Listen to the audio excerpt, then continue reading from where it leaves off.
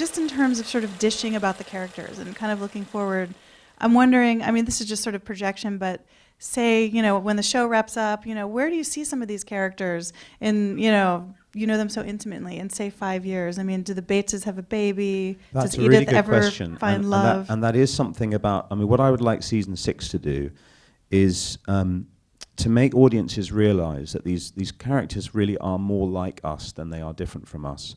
Because many people in this room, their parents or grandparents are the same age as Daisy.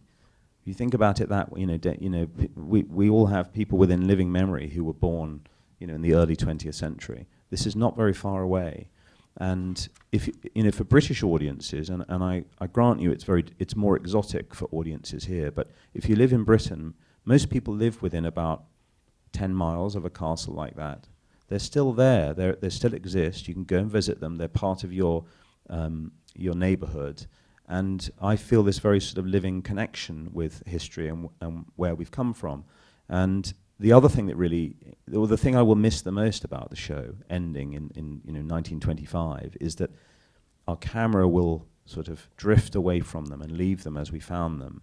And I'll never get to find out what Lady Mary did in 1960, or what Mrs. Patmore did in 1950, or where they all ended up, or what was Downton like when baby George inherits it and runs it as an adult. What happens then?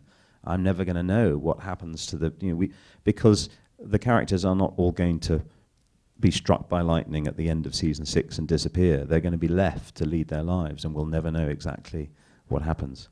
Any ideas as far as? I mean, it is interesting, isn't it? And who knows? Maybe in 20 years' time, if I'm still around or retired or whatever, that somebody will come along and say, "We still own this property. Let's reinvent it." And so many things like that happen in TV now with remaking things. So.